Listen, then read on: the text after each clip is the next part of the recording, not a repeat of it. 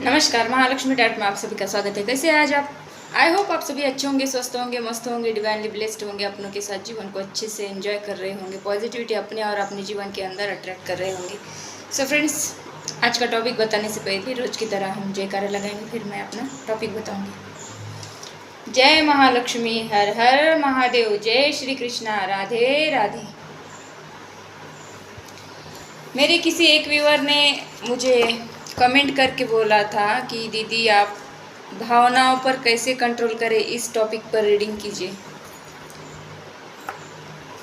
तो मुझे लगता है भावनाओं पर कंट्रोल टोटली नहीं किया जा सकता, या फिर करने की कोशिश की जा सकती है, लेकिन कोशिश करने की कभी हार नहीं होती। तो अपनी भावनाओं पर हमें कैसे कंट्रोल करना है, तो आज देखेंगे टैरोट के जरिए। उससे पहले चैनलिंग मैसेज ये है कि भावनाओं को कंट्रोल किया जा सकता है, लेकिन उसके लिए हमें मेडिटेशन, योगा का सहारा लेना पड़ता है, तभी जाकर हम अपनी भावनाओं को, अपने फीलिंग्स को कंट्रोल कर सकते हैं। तो आज का टॉपिक है भावनाओं को कैसे कंट्रोल करें। कंट्रोल तो हमारे ऊपर, हमारे इंद्रियों के ऊपर, हमारे विचारों के ऊपर, हमारे भावनाओं के ऊपर भी हमारा कंट्रोल होना चाहिए।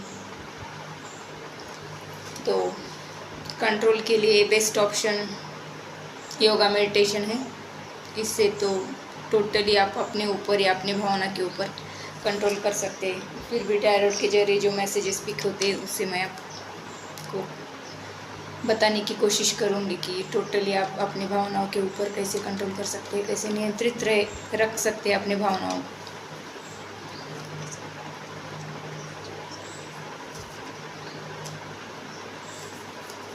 हे महालक्ष्मी, भावनाओं को कैसे कंट्रोल किया जाता है, कुछ गाइडेंस दीजिए।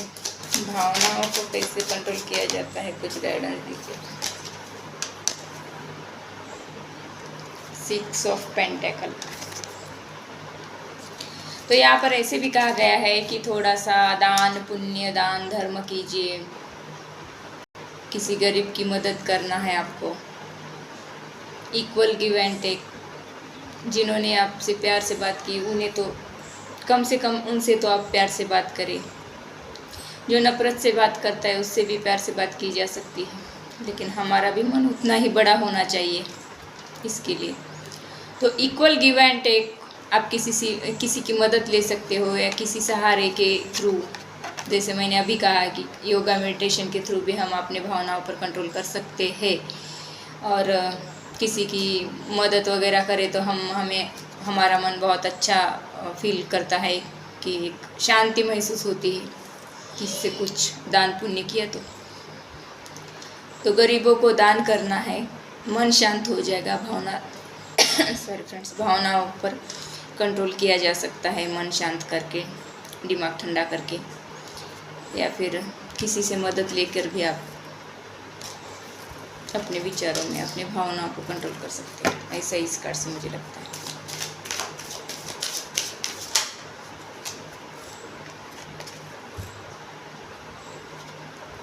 एम्परर। देखिए, आप एक एम्परर हो। मन बहुत कठोर है आपका। आपके पास जो साधन वगैरह है, तो उस साधनों के चलते आपके मन में ऐसे है कि मेरे जैसा कोई नहीं है, आपके जैसा कोई नहीं है, लेकिन आपसे अच्छे भी बहुत लोग रहते हैं यहाँ पे। ये भी आपको ध्यान में रखना है कि जब हम लोग मेरे जैसा कोई नहीं है इसे बोलकर जाते हैं ना, उन लोगों को मैं कहना चाहती हूँ कि आपके जैसा कोई नहीं है, पता है, लेकिन आपसे अच्छे भी हैं। तो यहाँ पे ऐसे भी कहा गया है कि हमें अपने भावनाओं पर ऐसे कंट्रोल करना चाहिए कि ईगो में नहीं आना चाहिए, एग्रेशन में नहीं रहना चाहिए। हमारा ईगो, हमारा एग्रेशन, ये जो रहते हैं ना हमारी ऐसी भावना, तो उसको कंट्रोल में रखने के लिए हमें डाउन टू अर्थ रहना पड़ता है। हमारे पास कितनी भी सुख सुविधा हो, कितना भी पैसा हो, उसका हमें रत्ती भर का भी घमंड नहीं रहना चाहिए हमारे अंदर। किसी भी बात का घमंड नहीं होना चाहिए। आप कितने भी दिखने में सुंदर हो, आपके पास कितना भी पैसा हो, आपके पास कितना भी नॉलेज हो, आपसे बढ़कर कोई ना कोई यहाँ पे है, ऐसा समझकर आपको डाउन टू अर्थ रहना है, ईगो में नहीं रहना है। अपने अंदर आपको झांकना है कि मैं कहाँ पे कम हूँ, कहाँ पे ज़्यादा हूँ, किसका ईगो है, किस बात का ईगो है, किस बात का घमंड है। थोड़ा सोचना है, समझना है, शांत बैठना है। शांत बैठकर ठंडे दिमाग से सोचकर इस बात पर या फिर भावनाओं पर आपको कंट्रोल करना है या फिर किया जा सकता है। Thank you Mata Rani, thank you. और कुछ गाइडेंस हमारे व्यूअर की भी भावनाओं पर कैसे कंट्रोल किया जा सकता है। देखिए, इस एनर्जी में आप थे, ईगो, एग्रेशन, मेरे जैसा कोई नहीं, ऐसी भावना, मेरे पास सब कुछ है, ऐसी भावना जब आपके मन में थी, तो इस बात को आपको लेट गो करना है, इस बात से दूर जाना है, इस बात को दूर रखना है। अहंकार का टच भी आपको नहीं होना चाहिए। ईगो नाम का जो वर्ड रहता है वो आपको टच नहीं होना चाहिए। ईगो नाम से दूर रहना है, अहंकार नाम से दूर रहना है, अपने एंगर से दूर रहना है, अपने पत्थर दिल जो बोलते हैं, हार्डशिप मन में हार्श वर्ड बोलते होंगे, उस चीज़ से दूर जाना है। ये सब निकाल फेंकना है आपको आपकी लाइफ से, तभी आप अपने भावनाओं पर कंट्रोल पा सकते हो। Thank you Mata Rani, thank you. ये सारी चीज़ें हमें पीछे की ओर खींचती और कुछ नहीं।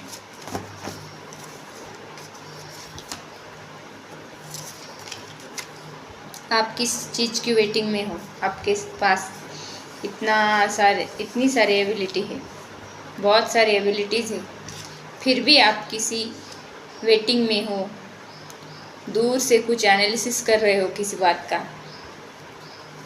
शायद आपको आपके भावनाओं पर कंट्रोल नहीं है, इसीलिए आप दूसरे कैसे शांत रहते, कैसे अच्छी लाइफ जीते हैं, मैं ऐसा क्यों नहीं जी सकता, मैं ऐसा क्यों नहीं रह सकता, मेरे पास तो सभी उपलब्धियां है, फिर भी मैं ऐसा क्यों नहीं रह सकता। ऐसे जब आपके मन में आता है ना, दूसरों को देखकर, जब आप दूसरों को देखकर ऐसे मन में जलते हो ना, इसी जलन के कारण आप अपने भावनाओं पर कंट्रोल नहीं कर सकते। तो इस बात को आपको ध्यान में रखना है, किसी का देख हमें जलना नहीं। जिसके कर्म का उसी को मिलता है, जिसके मेहनत का, जिसके कर्म का उसी को मिलता है। हमारी मेहनत, हमारा कर्म, हमारी उपलब्धि, किसी और का कर्म, उसके नसीब का उसको मिलता है। तो दूसरों का देखकर जलना नहीं है, हमें भी उससे अच्छा बनने की कोशिश करनी चाहिए। जलने की क्या बात है। देखिए, नाइट ऑफ पेंटाकल्स, दूसरों के पैसे वैसे देखकर हमें जलन की भावना क्यों आती है? आप भी तो कमा सकते हो ना। तो दूसरों की कमाई, दूसरे के पास पैसा ज़्यादा है, ऐसी सोच हमें नहीं रखनी। हमें ऐसी सोच रखनी है कि उसके पास इतना है ना, मैं उससे डबल कमा सकता हूँ, उतना एफर्ट डाल सकता हूँ, या फिर डालने की आपको कोशिश भी करनी चाहिए, डालना भी चाहिए उतना एफर्ट कमाई में। दूसरों के कमाई को ऐसे कोसना नहीं, उसके पास इतना है, इसके पास इतना है, उसके मेहनत से, उसके नसीब से उसको मिला है। हम भी मेहनत करेंगे तो हमारा भी नसीब साथ देगा ना।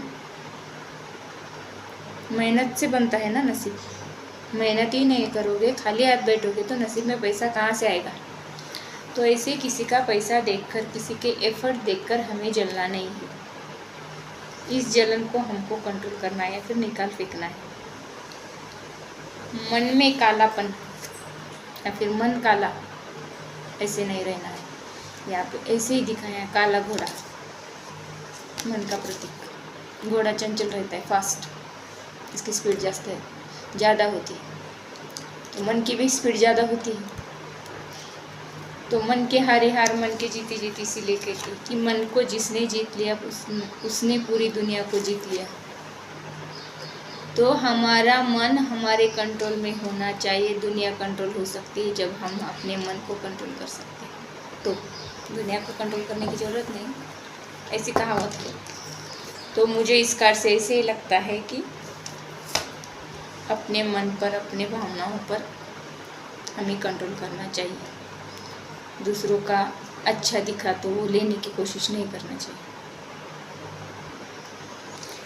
क्योंकि देखते हैं ऑरेकल से कैसे मन को कंट्रोल किया जा सकता है, कैसे भावनाओं पर कंट्रोल किया जा सकता है। देखिए, आप अपना ध्यान किसी ऐसी चीज़ पर, किसी ऐसे काम में लगाना है, ऐसा कुछ गोल बनाना है लाइफ में कि ये मुझे अचीव करना है। तो आपको उस गोल के प्रति, उस अचीवमेंट के प्रति आपको प्रयास करना है कि वो अचीवमेंट आपको मिले, ना है कि भावनाओं के इसमें जाकर बहना नहीं, भावनाओं में बहना नहीं। आप काम के ऊपर, अपने लक्ष्य के ऊपर आपको फोकस करना है। तो यहाँ पर आपको एग्रेशन से बचना है। यहाँ पर आपको मन में किसी के प्रति फाइटिंग की इच्छा हो रही है, लड़ाई झगड़े की, किसी से लड़ाई झगड़े वगैरह नहीं करना है। आपको आपके गोल के प्रति ज़्यादा ध्यान देना है, अपने काम पर एनर्जी लगानी है।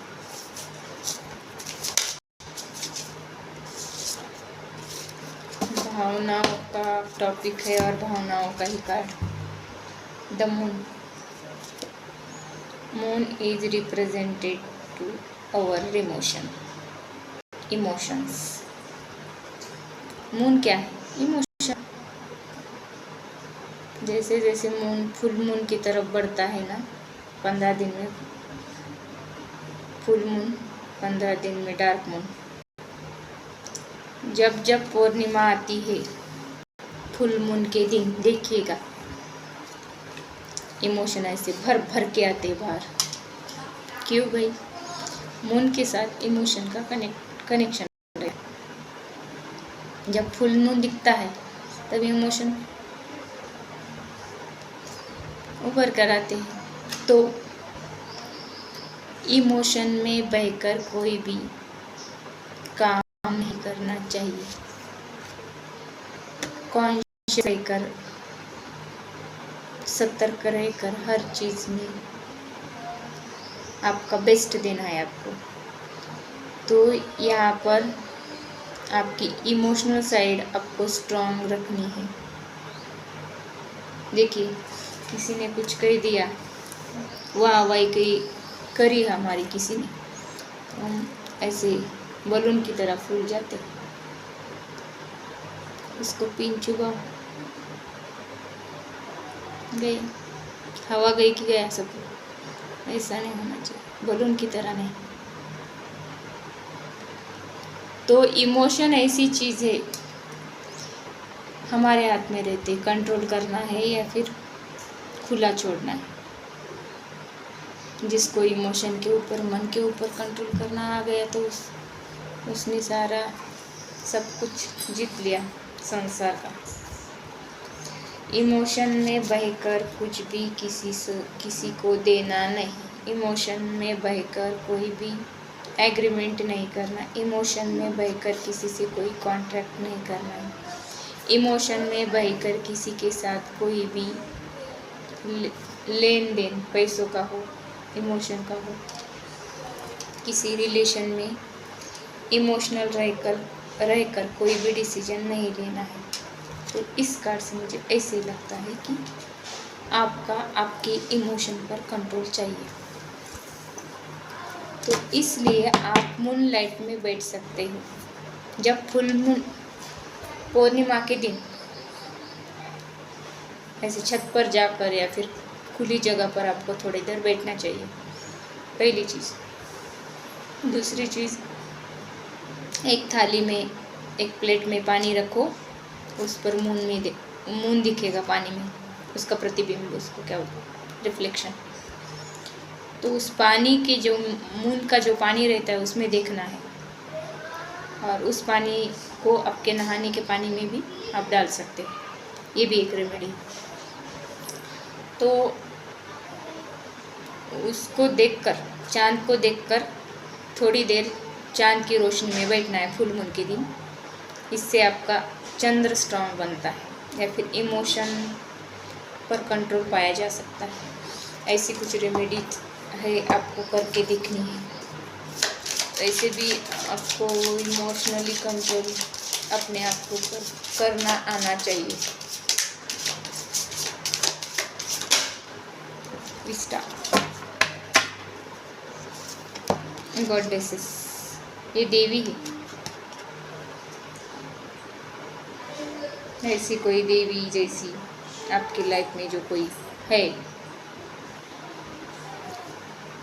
जिसके प्रति आप बहुत इमोशनल होते हो, जिसका विचार मन में आया कि आपके ऐसे इमोशन बहते हैं, क्योंकि वो देवी जैसी दिखती है ना।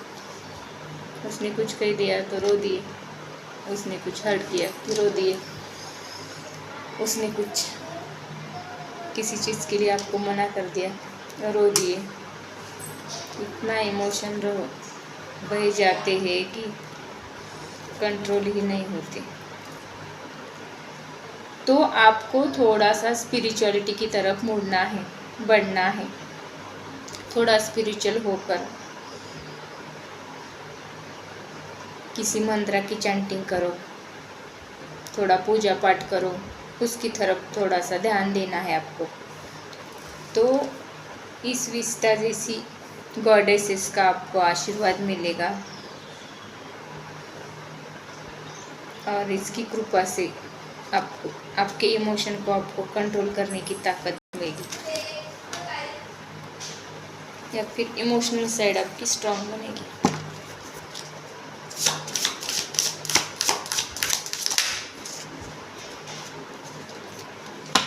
देखिए, हमारे इमोशन इतने स्ट्रांग होते हैं कि हम टोटल ट्रांसफॉर्म कर सकते हैं किसी भी चीज़ को। देखा यार, पत्थर में भी